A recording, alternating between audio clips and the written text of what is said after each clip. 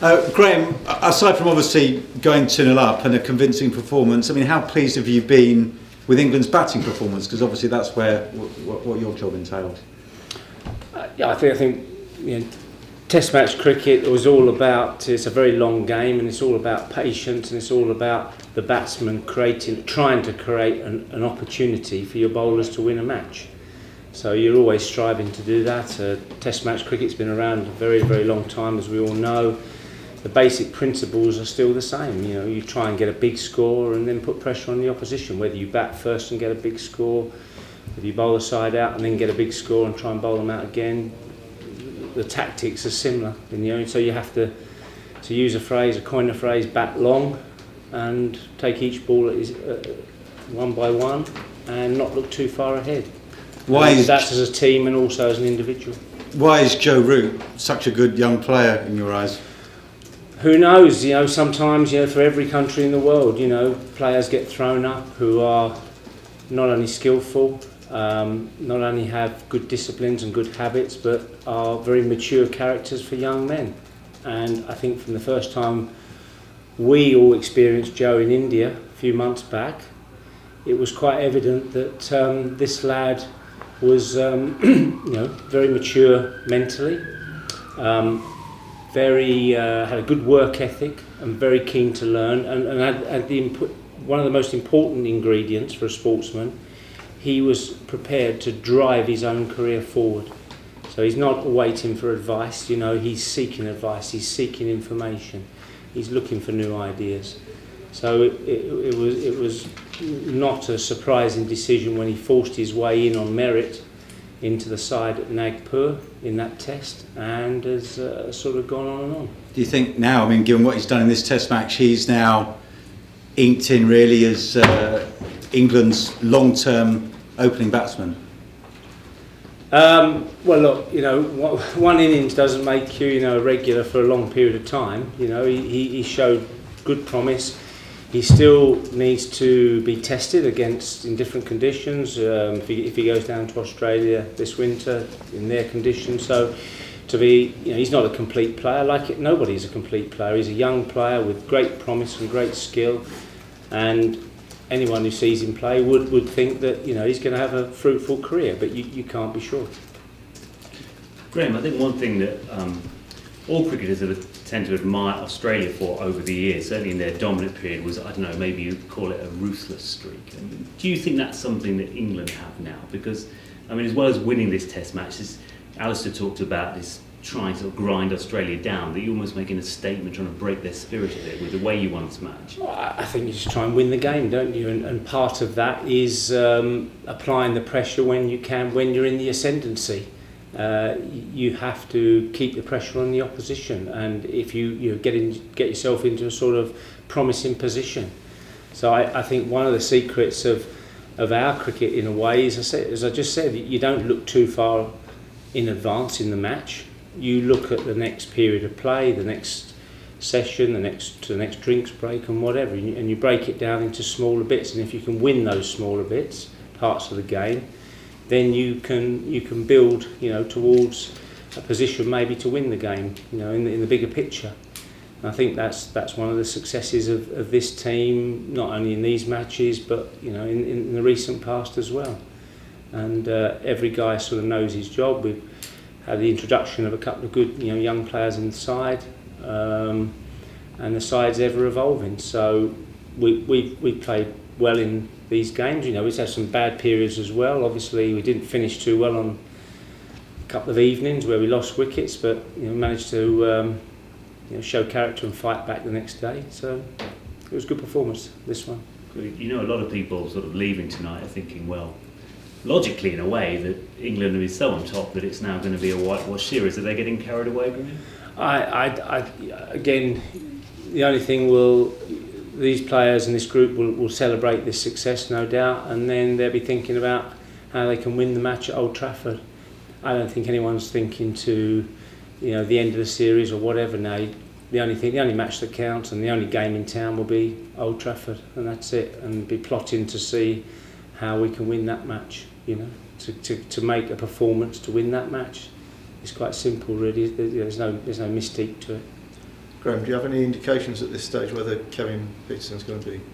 I don't. I know he's got a problem with his calf. He's got a strain, and whether he will be fit for Old Trafford is, I think, fair to say, in doubt. So I'm sure there'll be some cover supplied. Obviously, we would all hope that he will be fit.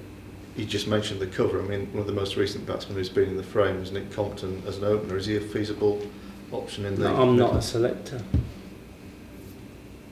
So I couldn't give you an indication to whether he would be next cab off the rank or not.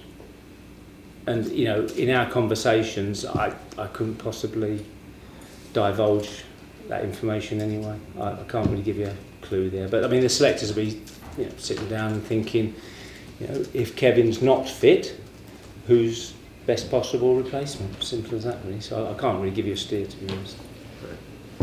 Just on that point, on a wider theme, without, you know, sort of naming names or anything, but we've seen how Chris Tremlett's been back bowling with England again, and players get kept within the loop. I know you work with players, we saw with Ben Folkes as well.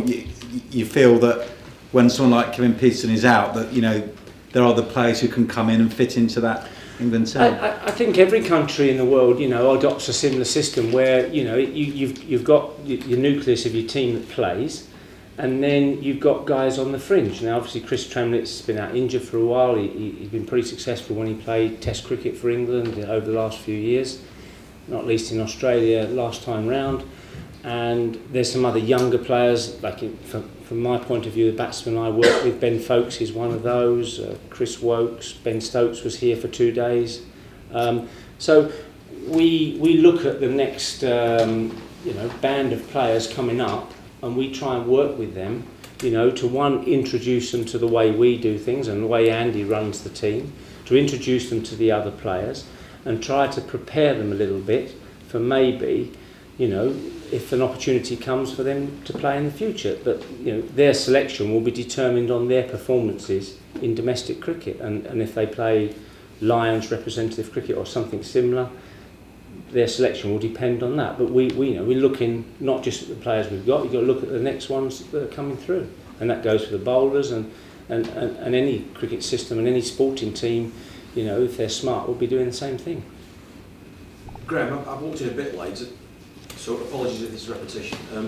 You've obviously been around a bit longer than the other guys in the dressing room. Do you think? I think I've been around longer than that. I mean, do you think they recognise historically how significant it is to be 2-0 up at this stage, and, you know, how rare it is really, and how much people like you have had to suffer over the years, and now they're on the right side? Well, I think we suffered quite a lot, actually. I did manage to win the Ashes 3 times, actually, but I did suffer quite a lot. But look, you know, defeat is part of playing sport. You give it your best shot, and if you play well and you know, you can win. Obviously, if your performance is lacking, often you lose. I mean, stating the obvious, but I don't know how some of them would know the historical significance. Some probably wouldn't. I mean, I think mainly they're interested, I say, is winning each match they come up against. You know, in Australia, you know, giving it their best. It's not for me to comment on their performance. You know, that's down to their management and their system.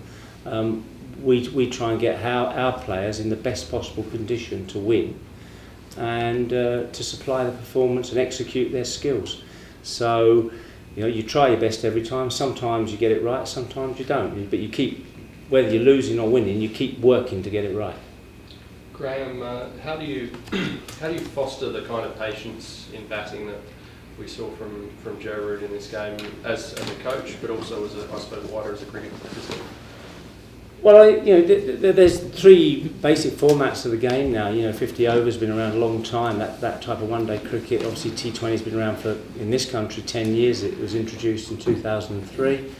And Test cricket, as I just outlined, you know, the basics of the game is the same, and it's a hell of a long game. You know, 5 times 90 overs is a long game. So it's about skills in batting. It's about run making. It's about the whole package of not only having the technical skills, but having the attitude, the mental toughness, the discipline, the concentration.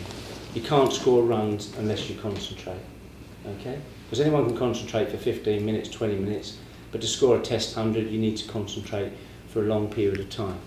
And those skills, I think, worldwide are being chipped away at the edges by the amount of one-day cricket and 2020 cricket. You know, there's lots of different competitions. This is nothing new. I've stated this before.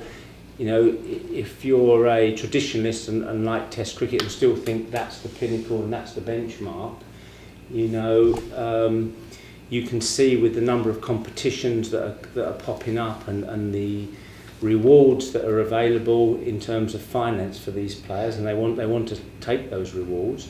You can see the possibility of it chipping away at the edges of the traditional game, and that's the same for every country, you know.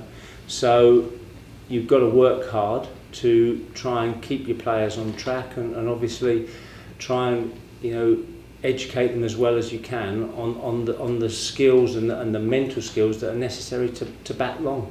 You know, it's a different type of skill. Do you think England as a country are doing better at preventing those edges being chipped away relative to other countries?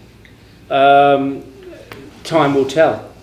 Time will tell, you know, so I couldn't give you a definitive answer now, because way after I finish, you know, this issue will still be alive and kicking, and we will see. But I'd hate to think that the traditional skills get eroded and diluted, because the specialist spinner, the specialist fast bowler, the skills of the batsman, you know, are, for me, what makes the game so great. The playing on a surface like here, the playing on a surface at the SCG or Brisbane or Perth where it bounces and goes through. A batsman to score runs needs different skills for different wickets. And as a batsman and a run maker, you have different tools in the bag, but you don't take all the tools out every time you play. You know, sometimes you've got to adapt the way you play to each condition. And that's the same whether you're an Englishman, an Australian, an Indian, a Pakistani or a Kiwi or whatever. It doesn't make any difference. The skills are still the same.